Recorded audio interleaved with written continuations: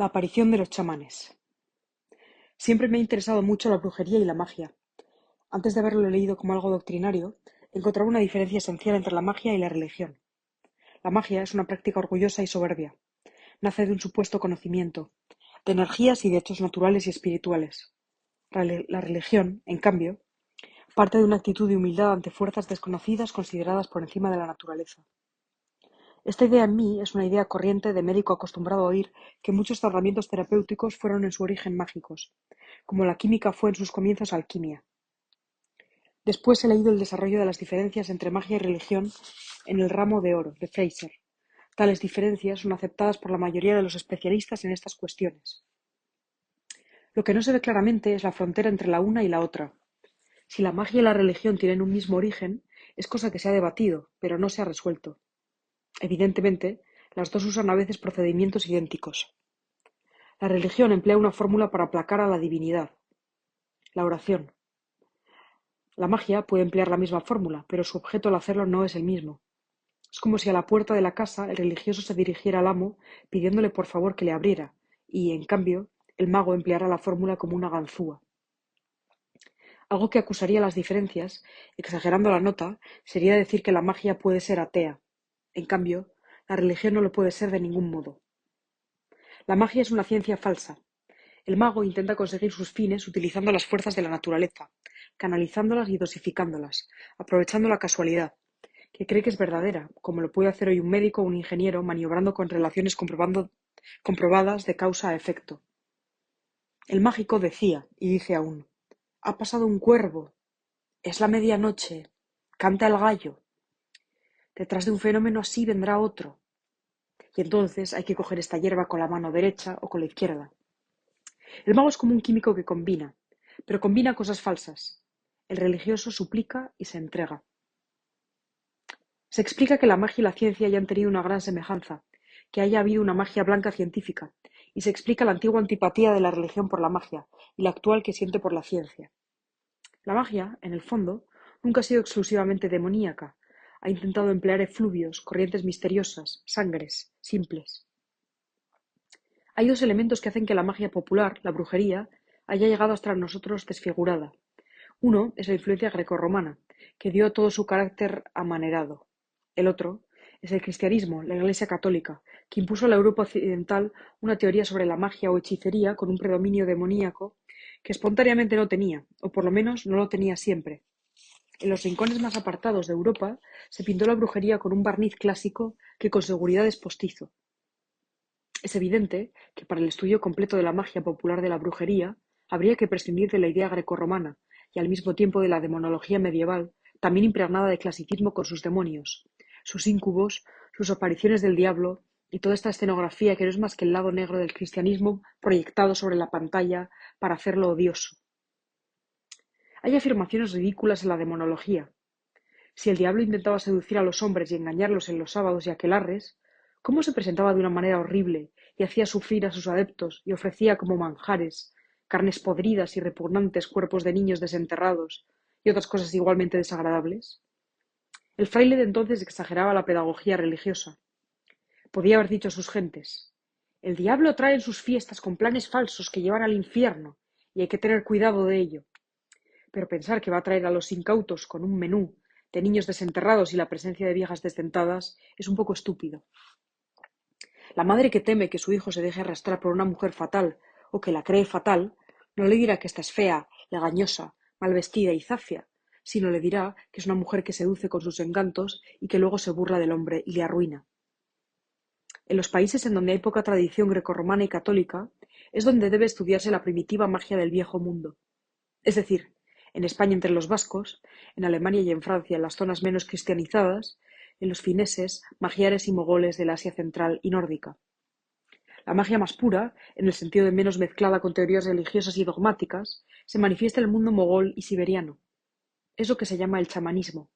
El chamán, o camán, es el hechicero más lejano, más apartado de un dogma que ningún otro.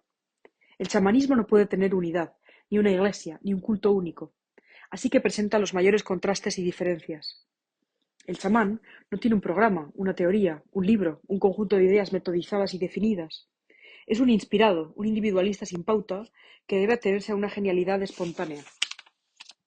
La palabra chamán viene del pali, xmana o samana, religioso. El pali es una lengua pariente del sánscrito, más moderna que esta, en la cual se escribieron los libros búdicos. Entre el sánscrito y el pali hay la misma diferencia que del latín clásico y el latín vulgar. Es fácil demostrar cierta erudición hablando de ello, porque todos los diccionarios enciclopédicos traen largos artículos sobre el pali. A pesar de su nombre semibudista, el chamanismo no tiene que ver directamente con la religión metafísica de los Budas, aunque sí con sus derivaciones supersticiosas. Parece que hay dos escrituras en el budismo, las dos en pali, la Hinayana y la Mahayana. La Hinayana, que es del sur, es la filosófica y la pura. La Mahayana, del norte, recoge muchas ideas del politeísmo panteísta y quizás ha influido en el chamanismo. El chamanismo es el más antiguo culto de los paganos de Oriente que practicaban los pueblos mogoles de Siberia y del Ural Altai. Los chamanes son adivinos y sacerdotes, pero principalmente brujos. Tienen reuniones de hombres y mujeres vestidos a veces de pájaros alrededor de las llamas de una hoguera, de noche, al sol del tamboril y de los cascabeles. Con el barullo caen en una especie de éxtasis en el cual hablan, gritan y pronostican el porvenir. No sé si los chamanes llevan en estas fiestas nocturnas caretas para identificarse con los animales representados. Es muy probable. En los aquelarres vascos se usaban. El aire antiguo y terrorífico de la máscara ha servido siempre en los pueblos primitivos para dar a las fiestas de magia y de sociedades secretas un carácter más pánico, más dionisíaco. A juzgar por las fotografías, los chamanes tienen aire de mendigos. Llevan sobre la ropa un mandil de cuero con correas colgantes y van canturreando al sol de alguna calabaza pequeña llena de piedras que hacen sonar al agitarlas, o con un pandero o tambor que tocan con un palo. Sobre los tamboriles de los chamanes hay un estudio de Golobó titulado Los tambores mágicos en Mongolia. Los caracteres psicológicos del chamán son muy especiales. El chamán es un energúmeno, un anormal, un mistificador, con frecuencia un loco, casi siempre un vagabundo famélico. Tiene crisis violentas, excitabilidad, accesos y temblores nerviosos. Pierde con facilidad la conciencia y entonces habla y predice el porvenir. Como para él todo le es posible y permitido, a veces se considera pájaro, oso o lobo. A veces se cree él mismo que cambia de sexo y se casa con otro hombre. El chamán espera el momento de éxtasis que es lo que le da prestigio entre los suyos. Tiene una astucia patológica, emplea trucos, pero si se los descubre no se inmuta. Estos trucos están hechos para despertar la fe en él. En algunas comarcas, el chamán ha llegado a tener una consagración oficial, pero no es lo corriente. Hay también grupos familiares en la Siberia y entre los esquimales que tienen un chamán como director espiritual, así como los tibetanos tienen un lama. El chamán es el tipo más puro del brujo del antiguo mundo. En la zona en que se ha desarrollado no había una religión poderosa. Nadie se ha propuesto ni defender ni atacar el chamanismo. Ello no ha tenido interés. No está ni elogiado ni denigrado deliberadamente. No se ha afiliado tampoco a ninguna religión. Por el contrario, el chamanismo ha creado en algunas comarcas una cierta religión y el hechicero ha tomado una faceta de sacerdote.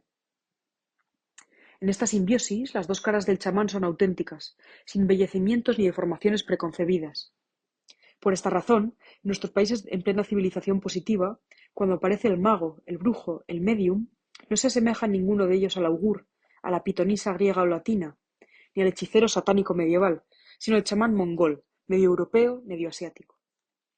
Sale a flote como un resto de paleontología espiritual lo que fue verdad, lo no falsificado. Yo estoy inclinado a pensar que todo eso del satanismo y de las mismas negras es literatura manerada y de poco valor. Lo mismo me parecen las historias de Barbery, de Aureville, Huysmans, Jean Logan y actualmente de Bernanos. Son invenciones del esnovismo de Boulevard, sin realidad alguna. En cambio, el tipo del chamán es cosa que se da con fuerza en todos los países y cada vez más. Es algo que irrumpe en las sociedades civilizadas. Esos vagabundos rusos inquietantes, equívocos, ridículos con un misticismo instintivo, no reglamentado, son chamanes. Rasputín no fue otra cosa en grande. Rasputín no tenía ninguna teoría. La teoría era él. No solo se dan estos tipos en Rusia, en lugares próximos al mundo mongol, sino que se dan en el centro y en el mediodía de Europa. Una de las corrientes aprovechadas por ellos es el espiritismo. Ahí se puede emplear la superchería, el truco semicientífico del hipnotismo y otras artimañas. Tipos como Rodolfo Steiner y el fundador de la antroposofía y el Goethe-Annum de Arlesheim son chamanes con cierta cultura, como lo fue en su tiempo Cagliostro. El chamán moderno, aunque no tenga en Europa su nombre Pali, existe y viene a caballo sobre el espiritismo. El chamán clásico no se cree el asiento de un espíritu solo, sino de muchos espíritus. De ahí que considere posible en un momento cambiar de personalidad por el éxtasis, la posesión, el trance, la jerga espiritista, y ser alternativamente bueno o malo, hombre o mujer, viejo o niño, y convertirse en animal, en pájaro, oso o lobo. Esta multiplicidad supuesta de almas tiene que producir el terror, porque, para el espectador crédulo, el chamán que tiene delante es lo desconocido, que lo mismo puede ser el santo, el lobo, la mujer o el monstruo. Otro carácter del chamanismo es afirmar que el ser inferior es en su inconsciencia superior al que se considera superior. Esta idea ha debido existir en la Europa medieval y es también cristiana. Se cree que el idiota, el loco, el tonto puede tener facultades sobrenaturales. Muchas de las ideas de Tolstoy y Dostoyevsky acerca de los hombres se podrían explicar por esa tendencia. Verdad es que en Dickens pasa lo mismo, porque Dickens es el último mago de la Europa occidental. Los inocentes, y no los sabios, son los que resuelven las cuestiones difíciles. Los pobres de espíritu son bienaventurados. Nosotros, las gentes corrientes, los europeos racionalistas, creemos que el buen médico es el que sabe algo de medicina. Para Tolstoy, los buenos médicos son los canallas de la facultad. En los libros de Dostoyevsky, son los idiotas los que solucionan los problemas arduos. Los sabios son los que yerran, los pobres de espíritu los que aciertan. El tipo de chamán aparece hoy en plena civilización en forma de poseído, de medium, de mistificador. Al mago con el carácter de hechicero medieval con su pacto con el demonio, yo no lo he encontrado nunca. En las mujeres pasa lo mismo. Si hay algún tipo de bruja diabólica, es alguna vieja echadora de cartas medio estafadora que engaña a las criadas de servir y les saca unas pesetas. La hechicera chamana, joven y ambigua, es la inquietante, la mujer fatal. Tipo como aquella Tarnowska, presa en Venecia, que dominaba a los hombres y los mataba si la estorbaban, a quien tenían que cambiar constantemente el guardián de la celda de la cárcel, porque si no lo seducía. El chamán del norte no se diferencia gran cosa del mago francés que todavía funciona en el campo, ni del saludador y zahorí español. Yo he conocido a algunos de estos tipos. He hablado con un mago vasco-francés hace muchos años en San Juan Pie de Puerte. Era herbolario y cazador de víboras, y tenía de sí mismo, de su importancia y de su fuerza magnética, como decía él, una idea grotesca. Un tipo como aquel era capaz de envenenar a cualquiera y quedarse tan tranquilo. También recuerdo, siendo estudiante en Madrid, a un gallego que contagió con el espiritismo una casa de la calle del Ave María, donde habitaba un condiscípulo mío, y desarrolló en ella una epidemia de neurosis erótica y mistagógica. Una criada de la vecindad, inspirada por el gallego, se dedicó a tirar todos los platos y cacharros de barro de la cocina al suelo y a decir que se caían solos. Cuando se marchó, los pucheros y las cazuelas perdieron ipso facto, como decía un pedante, todas sus condiciones semovientes. A uno de los jóvenes de la casa, hijo de una viuda, inspirado también por el gallego, le empezaron a dar ataques seguramente fingidos. Le comenzaba el patatús, por si acaso, siempre en sitio blando, y se quedaba en la cama o en el suelo con los ojos cerrados y decía con voz melodramática: ¡Ya vienen! ¡Ya vienen! ¡Me quieren matar! ¡El puñal! ¡El veneno! ¡Cuando den las 12! 1, 2, 3, 4. Este aprendiz de mistificador era un chamán que no tenía más público que su madre y algunas vecinas que le admiraban. También recuerdo haber visto un saludador con tipo de medio mago, de medio iluminado en una cueva de Burjasot, pueblo próximo a Valencia. Me incitó a visitarle un estudiante de medicina compañero mío. El saludador era un individuo peligroso, medio loco, que tenía una gorra negra con una cruz, y decía que cuando por la mañana levantarse de la cama, la cruz se le quedaba delante, en medio de la frente, era buena señal, pero cuando se le quedaba de lado o por atrás era muy mala, y hacía una barbaridad. Aquel día que yo fui a verle, con el estudiante le había quedado, según dijo, la cruz a un lado, y comenzó a gruñir y amenazar, y nos escapamos de la cueva a la carrera el condiscípulo y yo, porque el hombre no estaba para bromas. En estos 100 años últimos la idea del demonio ha bajado en la humanidad. En cambio, la idea de la magia ha subido, y no tiene tendencia a disminuir. A ello contribuyen esas doctrinas ambiguas orientales, medio espiritistas que, a pesar de sus nombres modernos, son restos de la magia y más bien materialistas y ateas que otra cosa. En eso se basa el chamanismo que aparece por todas partes, con distintos colores y aspectos, y con una fuerza siempre creciente.